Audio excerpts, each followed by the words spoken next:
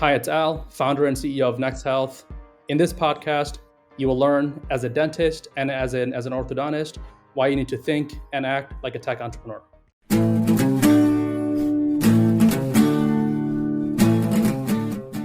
Welcome to another Aligner Insider podcast.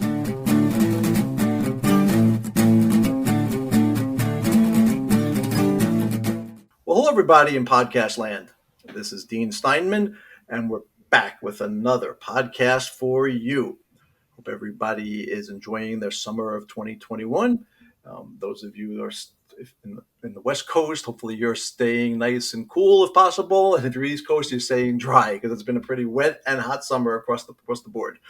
So I'm really excited today to have a special guest with me. Those of you who run a practice know the difficulty in regards to scheduling appointments, getting the staff involved, having the right platform for people to make your website a living, breathing creature. So I have with me Alamin Uddin, who is the CEO and founder of NexHealth. How you doing today, Al? I'm doing well, and thank you so much for having me, Dean. It's great to be My here. pleasure. Great, Yeah. great. You're a fellow New Yorker as well as I am. So I don't know if you watch if you watch the home run derby, but the guy from the Mets, Pete Alonso, won it last night. So it's always good to see our New York pride out there. So Yeah. I'm a sports fan, so all good. And tell us a little bit about Alamin and how you came up with NexHealth. Yeah, so I was I started the company out of college, and the story behind the company is that I was a pre-med student, and one of the things you have to do, when you're a pre-med student, is that you have to show, as most of the audience here knows, you have to show that you have some exposure to the field of medicine when you apply to medical school or dental school, and for the application process. And what most students end up doing is they do like free volunteering, free shadowing, or something. I got a job as a receptionist in the Bronx at an actual doctor's office. And while there, my job was to do the day-to-day admin work, like scheduling patients, calling them, reminding them about their appointments, etc. And like one of the things I noticed while working there is that I was, at that time, I think I was like 21 or something, maybe younger. And being a young guy, one of the things I noticed is that there's a huge disconnect between, what's happening in the rest of the world and then what's happening in the dental world. Meaning that, you look across our daily lives today, right? We order food through DoorDash. Instacart delivers our groceries for us. We watch movies instantaneously now. There's no more cable or anything like that. We ride Uber. There's no more taxi, right? And everything is on your fingertips. Everything is on your phone. It's all very convenient for you as a consumer, as a patient. But once you step into a dental office, it's a totally different world. You have to call to book an appointment. You have to do it in certain hours. You have to fill out stacks of paper, which is still amazing to me. And then once you leave the office, 3 weeks later, you get a mail with an invoice with a statement to pay the office. And half the time, people forget what it's even about, right? Anyway, it's a really jarring experience going from this like really daily convenient life we live, and going to a dental office today. So anyways, so saw the problem. I was already, working there as a staff member, and I knew that if technology existed from end to end, that could, all the way from scheduling a patient, just like I would as a receptionist, to, having them fill out their new patient paperwork, having them pay, leave a review, all of it end to end, the whole patient experience, and something that's, not only digitizes the patient experience end to end, through scheduling, through payments, through reminders, through recalls, all those features, but something that's also, real time, bi-directionally integrated with, Dentrix, EagleSoft, Open Dental, those systems out there, OrthoTrack, something that's fully integrated. It'll automate, half of my job as a receptionist, but it also will give patients a great experience, right? So anyway, that's sort of the concept. I got myself and my co-founder, who was a software engineer. I knew how to code as well. We built the initial product ourselves. We got our first customer in New York, and today we're over some 120 employees, over $50 million in funding, and growing some 200% annually. So it's taken off. Yeah. Oh, that's awesome. What's funny is in the marketing world, for years, my biggest hurdle has been letting people schedule appointments for my clients. Yeah. It's funny. and a lot of them put it on the website, click here to schedule an appointment, and they don't. It's a request an appointment. And, and I say to them, well, if you want to go to a restaurant, do you want to request a reservation or you want to make a reservation? Right. Same thing with what you're saying. When you go to, if you go to DoorDash, do you want to request your food or you want to order your food? Right. Well, and now given, and so it's always been a huge hurdle for me as a marketer to use the call to action as that, because I found that, you know, that is the biggest hole in an office is the staff, is letting Yeah. them answer the phone or people filling out a form. And the last statistic I read is that if somebody's interested in your service, every hour that passes, 10% probability of them becoming a customer Yeah. drops. Yeah. Yeah. So basically, after 2 hours, 20%, 3 hours, 30%. So if somebody fills out a form, at 8 at night, 10 at night, by 8 the next morning, that's, almost 100% chance that person's gone. you Yeah. know um, so by offering this, and it's great that you're able to fill that void there. What I found is a big challenge, and you can tell us how you've overcome this, is the softwares, because the Yeah. softwares are running the practice and they've got the calendars. So how is it that you're able to work with major software players and implement a scheduling program with them? Because most of the time they won't let you get into their software or write to it, and practices that we tried to run multiple calendars just didn't work. So we said, okay, let's set up a Google Calendar, and they get this calendar, and the staff's complaining about doing double the amount of work. So walk me through your thought process and how you were able to figure this part out and get them to work with you. Yeah, definitely. I think a couple of different comments, right? Historically, I think dentists and or even especially ortho practices, the ones with the more complicated workflows, haven't adopted online scheduling primarily because there hasn't been anything out there that actually fits their workflow and that actually can read and write into whatever dental software that they're using, right? I mean, we built a platform that literally mimics the work that I was doing. Meaning, like, if I'm a patient, I can pick, that I want an Invisalign treatment. I can pick, I want it between, 2 to 5, 2 p.m. tomorrow in operatory 2, between the hours of 5 and 2 p.m. I can put in my insurance, I can put in my credit card, and then I can fill out my new patient paperwork all in one place. And then all of that information that I just put in, right, fully customized by each office, then gets automatically synchronized with whatever system you're using, exactly as if your receptionist would be, synchronizing it, including the color of the appointment, which is fascinating, right? So yeah, to answer your question, Dean, like how we do these things, there's a couple of different things that we do, which is first is we have partnerships with the majority of the systems out there. That's one side of it. The second side of it is that we built our own in-house technology. And what it's able to do is that if you download our widget on your server, majority of our customers, they have some sort of a server, even if it's cloud based. But you download this widget on your server, you put in your Windows username and password, and what it's able to do is it's able to actually go to the source. Meaning, you have a computer, and you have lots of Open Dental installed on it, right? And Open Dental, what it does is that it on the database that you have in that server that you have, it stores all that information that it has about your office, right? Like your what times you're open, all the patients you have, the 5 to 10,000 patients you have, all the providers you have. So we just go directly to that source. It's hard work, it's complicated, and it's really hard to get right, which is why majority of companies don't do this. But we figured it out where we basically go to the source and we say, okay, this is what it looks like. We can update that source and we can read that source. So yeah, instead of going through the traditional route of banging on like all these large companies and their doors and asking them to give us access or whatever, we just go to the server, we go to the source, we read that source, and we update that source. Simple as that. Sounds simple, but really hard to execute on. Hopefully that answers your question. Yeah, it did. It Yeah. certainly did. So obviously, I'm sure you had a challenge of getting them to A, accept you, and then B, let you write to their platform. Mhm. So what was the main objections that you did have, and how'd you overcome them? Yeah, I mean, when we first started, no one wanted to work with us. I mean, as you already know, generally speaking, vast majority of the systems out there, they don't let you actually write new appointments, new patients into their system, right?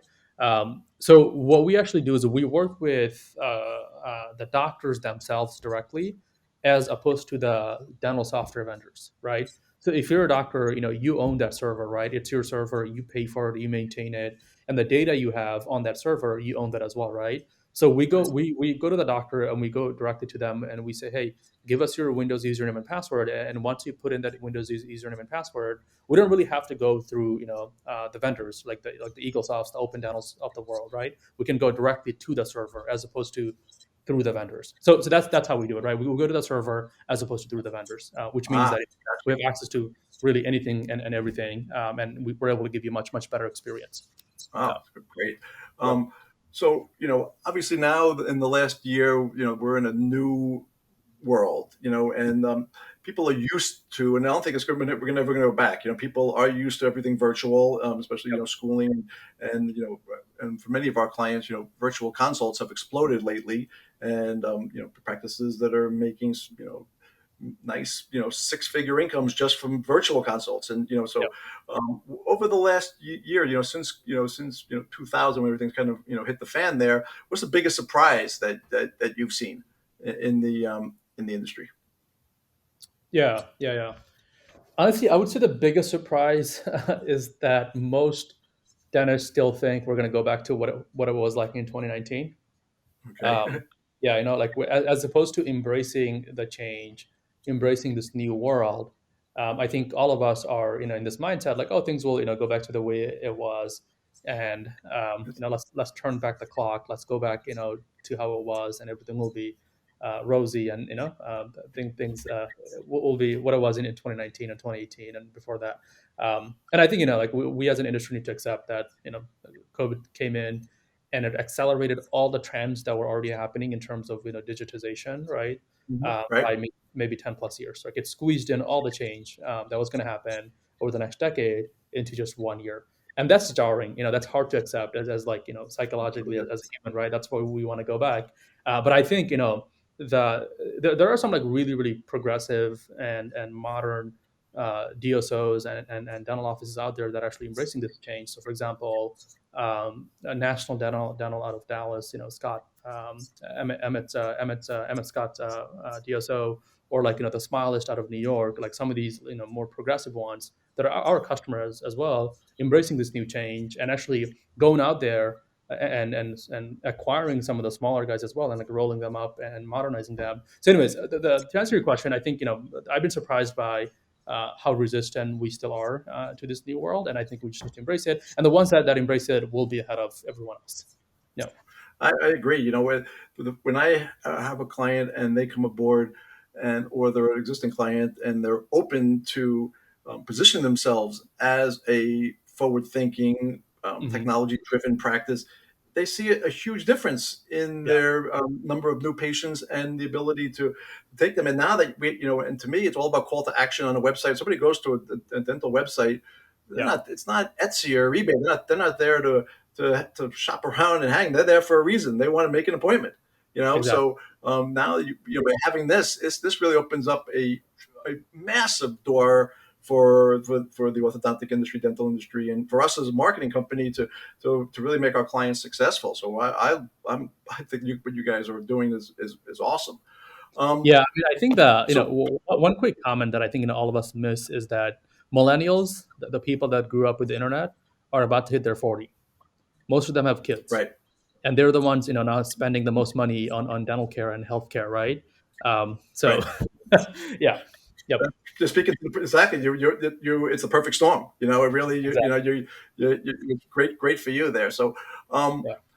so what's one myth that you want to debunk about NexHealth that it's out there that somebody hears your name and this or that? What's one thing that's just negative out there that you say, no, that's not even close to what we do, or this is not something. So what's one myth out there that you think you want to, set the record straight?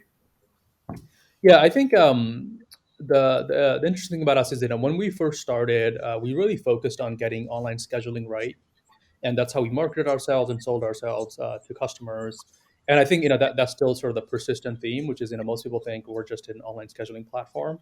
Over the last couple of years, from an engineering perspective, we've invested so much money into our product that today it's way more than much more than just an online scheduling platform. Our goal always has been, you know, we want to be able to give you a platform where you can fully customize and fully brand and actually own the end-to-end patient experience, from the patient discovering on Google to scheduling an appointment to messaging your office, filling out their new patient paperwork, getting an appointment reminder, coming into the office, paying you, going back home, getting a recall reminder, and actually scheduling another appointment through that recall, all taken care of through us.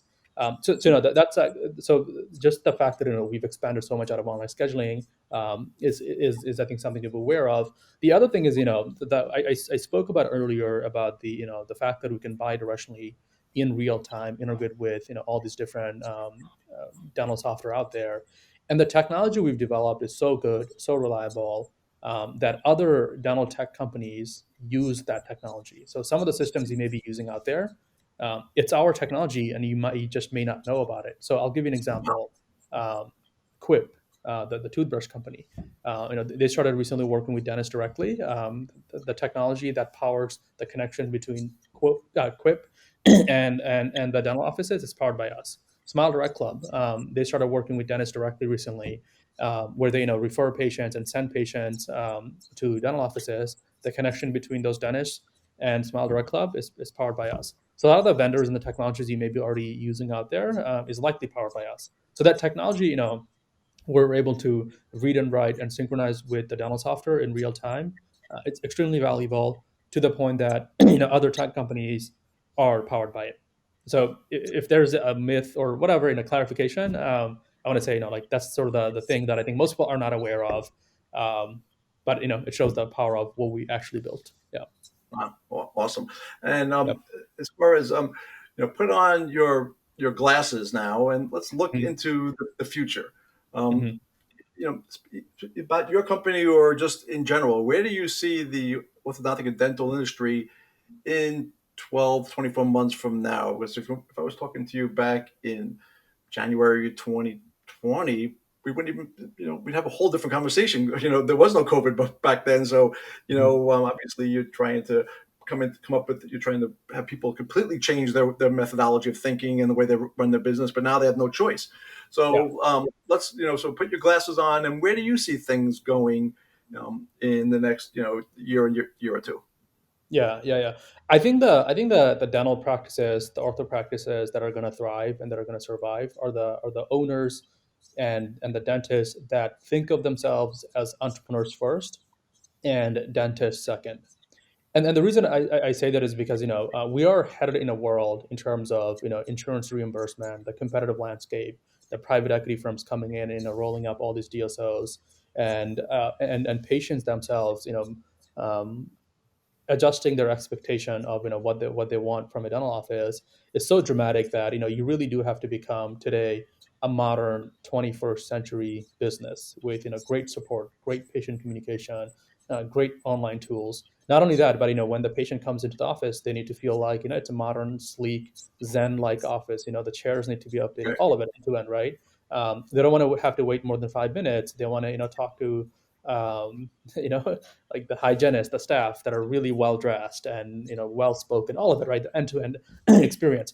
And like I said, millennials are about to hit their 40s. They're the ones spending the most money now. They have kids now, and that's what they're looking for, right? And in Right. order to deliver that sort of an experience, you really have to think like a tech entrepreneur. Um, and you really have to shift away from the mindset like, hey, I'm here to just fix teeth, to hey, I'm a tech entrepreneur. I'm here to build a business that will serve my customers, my patients, and I need to adopt all these technologies, update my office, remodel it to give these new millennial consumers what they want, right? So those are the ones that I think will sort of take off and survive, and actually will acquire some of these older offices that can't adjust.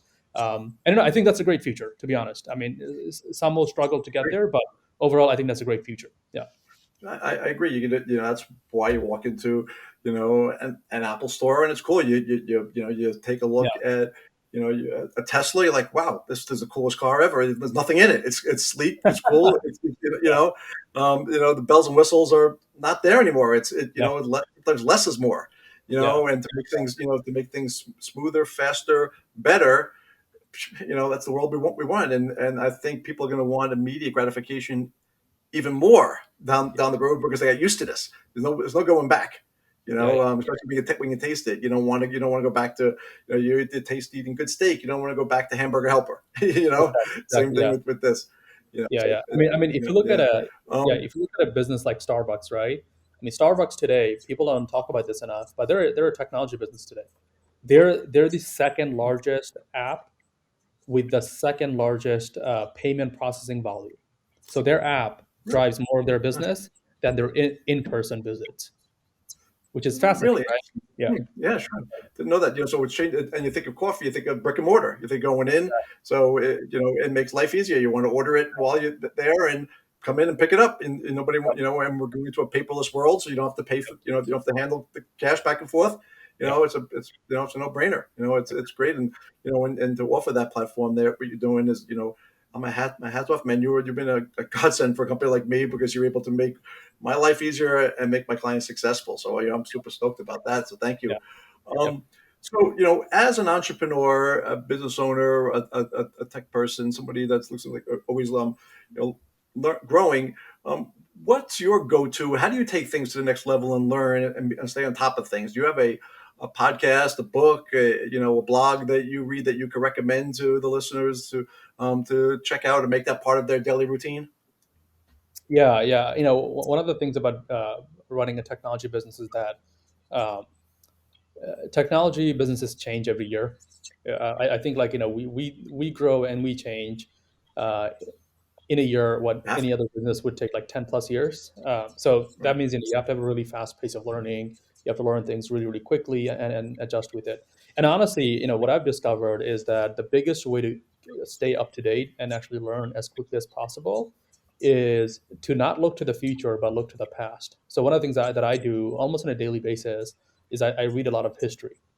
Yeah, all the way Okay. back to ancient times to today, right? So the current book I'm reading actually is on the history of Coca-Cola, all the way from how they started back in the 1880s in Atlanta, Georgia, post Civil War, to how it became this like ubiquitous brand today, and all the technology, all the distribution, the whole business itself. How it was built. From anyways, yeah. So what I would recommend, there are a lot of great history books out there, but for everyone here that's running a business, look to the past, read a lot of history, and once you have a great understanding of history and how things have been built before, you'll notice that whatever's happening in the future, it's not a surprise. Yeah, it's a different flavor or maybe different context, but it's all kind of the same over and over again. So yeah, It's funny that's you the say most that to important.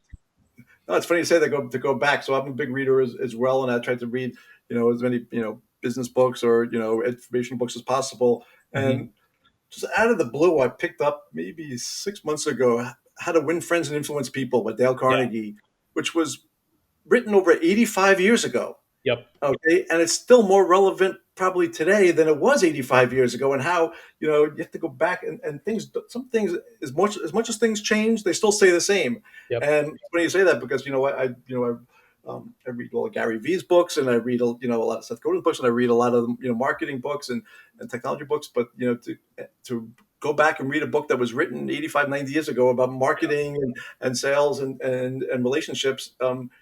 It's pretty great to be able to just get the basic foundations that things haven't changed. And back then, everything was built right, you Yeah. know. And it's and if there's no shortcuts, as a business owner, entrepreneur. Shortcut will kill you. There's not you have one chance to get out there and do the right thing, and if you take a shortcut, you fall on your face. There's no coming back from that. Yeah, yeah, yeah. Um, I you mean, know, as a business owner, I think the thing you're serving is human nature, right? You're like generally speaking, as a business, you're either making your customers more money or you're saving them time. And for dentists, orthodontists, you're generally speaking saving your patients a lot of time by giving them good care, right? Um, and human nature when it comes to saving time at least, and then the convenience that they want, that never changes. Like as humans, we always want more convenient. We want a painless experience. We want it quick. We want it simple. We want it frictionless, and that'll never change, right? And then one of the best ways to learn, about sort of the cycle of that and the history of that is just to read a lot of history books, and you'll see that human nature actually doesn't in fact change. Yeah. It doesn't. It goes in cycles. Yep. It's always there. It's just some, up and down. Yep. Everything in cycles. From financial to informational to educational. In different levels. Yep. But it's it's all the same. So it's great how you see that there. And you have to adapt. I Yep. use that quote all the time. I don't know if you ever saw the movie or Moneyball or read the book Moneyball. But I use this quote constantly that, Billy Beane said, my favorite line of this movie is adapt or die. And Yep. you have no choice in business and Yep. in life. If you don't adapt, you're gone. Yep. Yep. So especially putting in practice out there, guys. Listen to what Al said. You have to, be up to snuff. You have to present yourself using the best technologies, using visual as well as platforms, and make sure that you offer something different there. Make sure that you offering what your people want. That's the thing. You have to think out of the box there. Yep. Well, two last questions for you, Al. So, if you had to pick three words to Mhm. describe NexHealth, what would you say they are? Here's maybe not words but phrases, right? Okay, And these okay, are good. the internal values that we live by, which is our very like first value as a company is do what's right for the customer. Um, and I think as a business, right, just from a pure business perspective, doesn't matter what your product is, doesn't matter how innovative you are, doesn't matter like what the latest and greatest thing you're doing is. If you do what's right by the customer, if you're focused on the customer and you serve them well, I think generally speaking that's a good business strategy. No matter what, customers will always never customer expectations never go down. Like it always goes up, and as long as you serve the customers, you give them good support, you give them a good experience, from the product to sales to marketing to everything end to end. I think as a business, you're going to win. So, anyways, yeah. So I think we always do what's right for the customers, and to the point that during COVID, I think half of 2020, we gave away our product for free to our customers for them to go virtual, for them to communicate with their patients, book appointments, collect online payments, and all of it. Yeah, even though it hurt us for 6 months in terms of revenue, we had like zero revenue coming in. We were willing to go to our investors, raise more money, and do what's right for the customers. And I think overall, it ended up long term doing a lot of great things for us and built this great brand that we have today. But anyways, yeah, yeah. So three words. I'm going to use a phrase: do what's right for the customers. And it sounds cheesy, but we truly do believe it, and we truly do live by it on a daily basis. Yeah. Cool. All right, next question. So you're a native New Yorker. So you're giving you the opportunity to put a billboard up in Times Square. Hmm. Okay. What's it going to say? Doesn't have to be about the business. Could be just your personal thoughts. It could be just something motivational, whatever it is, or it could be your business. What are you putting up on Times Square? What do you want 5 million people to see today? I think if there was like one thing that I would want more people to learn or think about, which would be the concept of thinking first principles. Thinking first principles, essentially what it boils down to is asking the why behind the things you do, or asking the why behind the ideas that you just accept, right? I mean, one of the fascinating things is I have a nephew who's just like started to talk, and one of the things he does is that he'll always ask you why, like why does this thing do this, why does this thing do that, right? Right?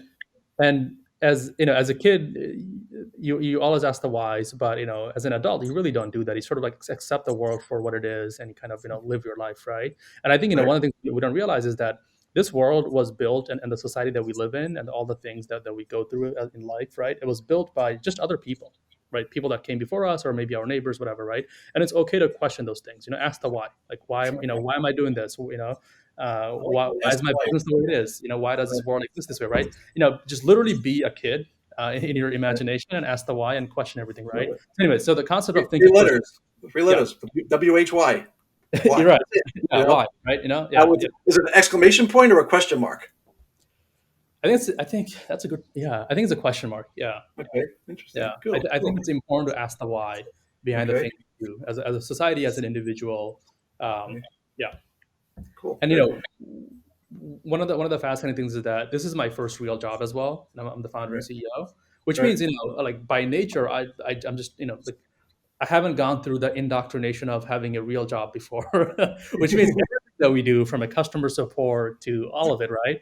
My first thought is why? Like, why are we doing this? Like, Right. explain to me why this makes sense.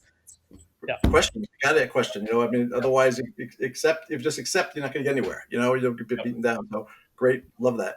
All right. I have two more quick ones for you. Mhm.